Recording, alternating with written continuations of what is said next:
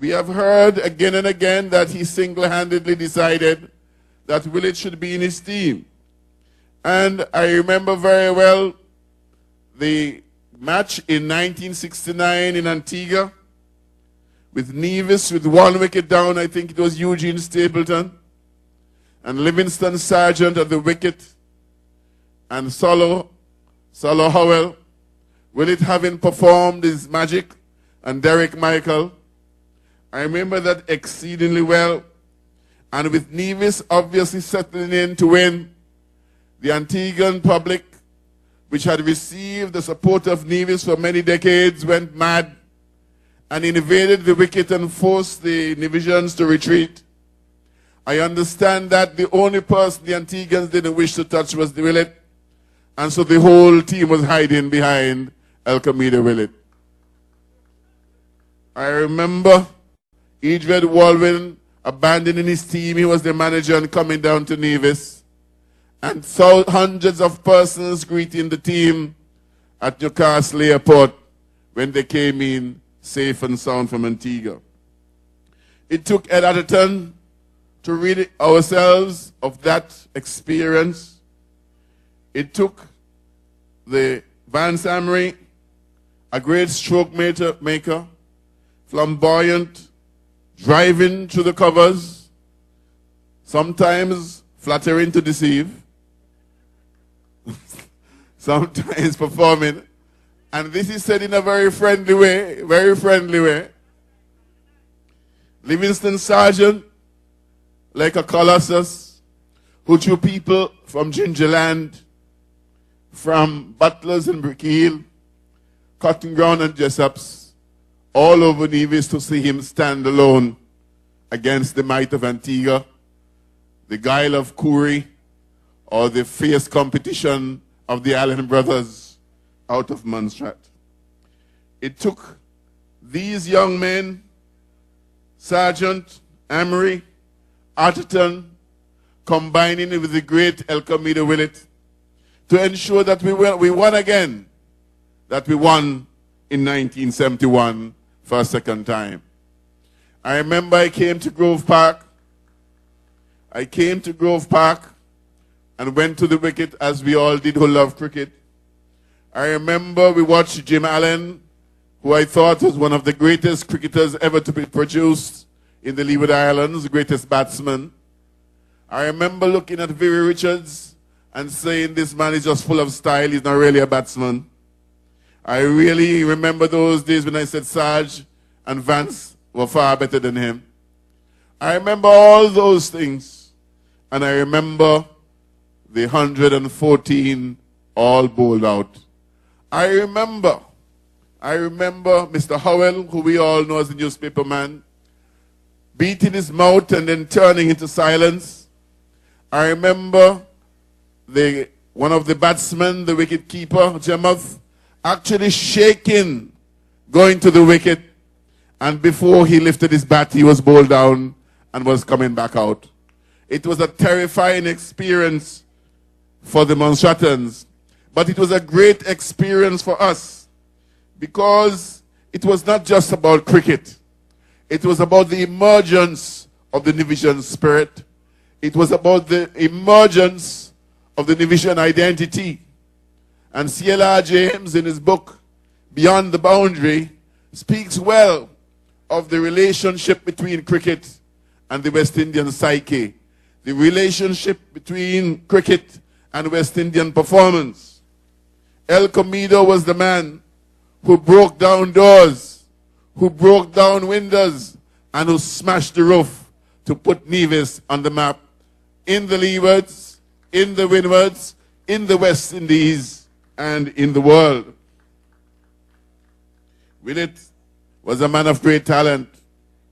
I remember hearing Derek Parry, Ashley Farrell, Chet Barrett telling me about this young man Willett, and being from the same area as them, I would say, but guys, you can play cricket. This man is not supposed to bowl you and win you that easily.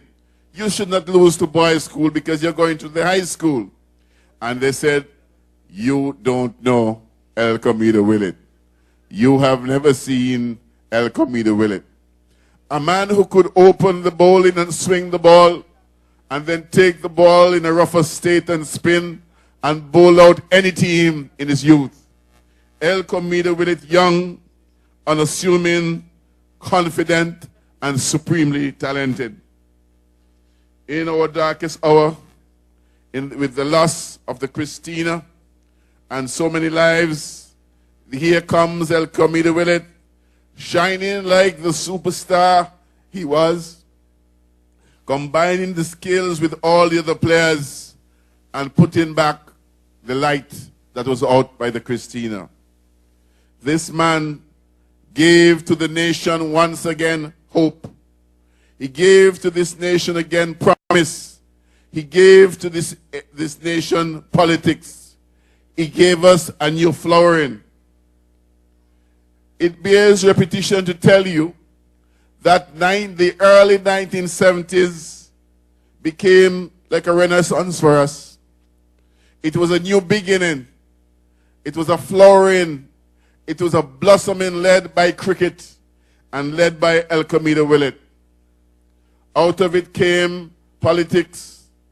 Out of it came a party to restore the dignity of divisions. Out of it came a party that said we must have government once again on the island of Nevis. Out of it came strength and determination, so that by 1983, once again, we could be proud that we have what we call the Nevis Island government, led by the Nevis Reformation Party. It gave us a renewed thirst for education.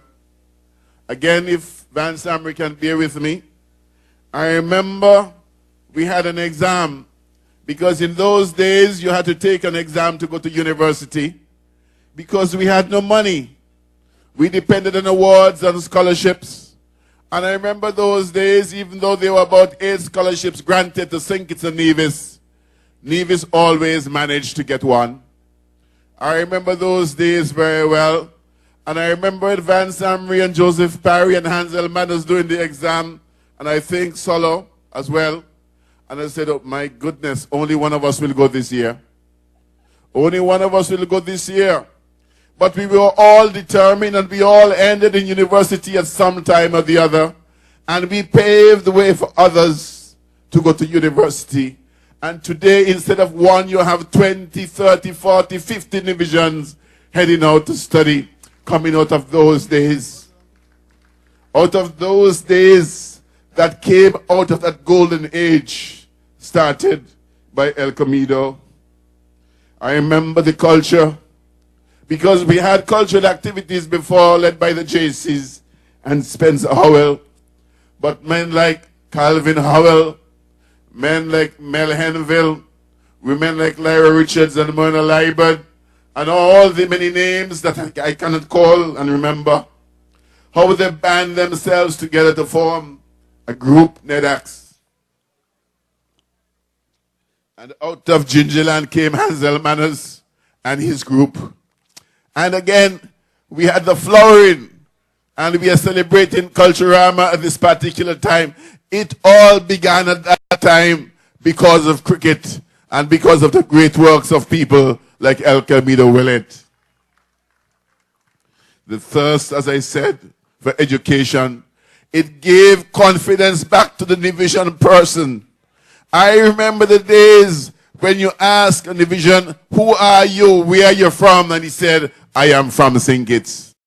And there were those who were so ashamed that they said, I am from St. Kitts and Nevis. But because of Elquemedo Willett, because of the outstanding performances of that golden age, we were able to say, we are Nevisians. And wherever we go, we can proudly say that we are Nevisians because of Elquemedo Willett. I must tell you that Elquemedo Willett has done more than any other politician to promote and market this island of Nevis.